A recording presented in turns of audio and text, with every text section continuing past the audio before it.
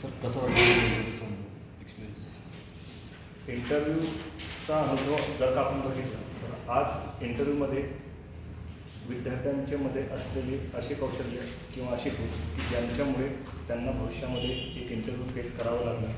आपण ज्या गोष्टीसाठी आज अभ्यासक्रम सुरू केलेला आहे, बँकिंग, MPSC, कॉम्पिटेटिव्ह एक्झाममध्ये, तर शेवटी त्याला पुढे येणाऱ्या जे काही लास्ट स्टेज असते आपल्या करिअरच्या एक्झामिनेशनची, त्याच्यामध्ये त्यांना तयारी करून घेणे, त्यांच्या येणाऱ्या अडचणी, त्यांचं ड्रॉबॅक्स काय आहे, त्यांचे पॉझिटिव्ह पॉईंट्स काय आहे, याच्यावरती लक्ष फोकस करून आम्ही त्यांच्यासाठी हा एक असा कार्यक्रम घेतला होता की विद्यार्थ्यांचे इंटरव्ह्यू कंडक्ट करण्यात यावे.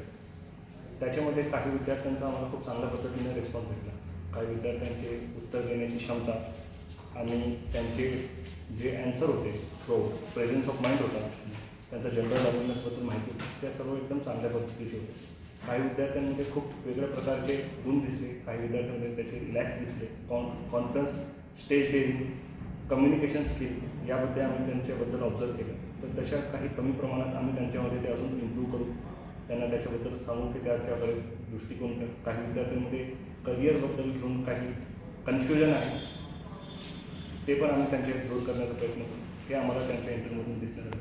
ओव्हरऑल हे त्यांचं पूर्ण एक कॉन्फिडन्स बिल्डिंग करणे किंवा त्यांचे करिअरबद्दल फोकस करण्यासाठी आम्ही त्यांना मदत करू. इथे हो घेतलं झूम केलं. ओके सर, आज आई परिवारामध्ये म्हणजे आई करिअर अकॅडमीमध्ये जो इंटरव्ह्यू सेशन झाला त्याचे महत्त्वाचा टप्पा होता. कारण आम्ही अगोदर प्रीची एक्झाम घेतली, प्रीमधून मेरिट बनवला, नंतर मग आम्ही मेन्सला त्यांना सिलेक्ट केलं. मेन्सला सिलेक्ट केल्यानंतरच गव्हर्नमेंटच्या क्रायटेरियानुसारच जे मेन्सले क्वालिफाय झाले, ज्यांनी मेरिटमध्ये बसले, त्यांना आम्ही इंटरव्ह्यूसाठी क्वालिफाय केलं. इंटरव्ह्यूसाठी आमचा जो रेशो होता तो 1:10 होता. आम्ही 10 लोकांना सिलेक्ट केलं होतं on the basis of their merit. 10 लोकांच्या इंटरव्ह्यूचा अनुभव खूप चांगला होता. प्रत्येकाने आपापल्या परीने चांगली मेहनत केली. 2 दिवसांमध्ये त्यांनी चांगली प्रिपरेशन केली. काही विद्यार्थ्यांमध्ये काही निगेटिव्ह पॉईंट्स दिसले ते की आम्ही फ्युचरमध्ये सुधारण्याचा प्रयत्न करू. हा एक आमचा इंटरव्ह्यू म्हटलं की आयुष्याचा एक शेवटचा टप्पा. कारण जॉब मिळवण्यासाठी इंटरव्ह्यू खूप आवश्यक असतो. तुम्ही रिटर्नमध्ये कितीही मार्क मिळवले आणि इंटरव्ह्यूमध्ये जर कधी फेल झाला तर तुम्हाला ती पोस्ट मिळत नाही. आणि त्याच्यामुळे एवढं इम्पॉर्टन्स याला असल्यामुळे आम्ही हा इंटरव्ह्यू सेशन कंडक्ट केला.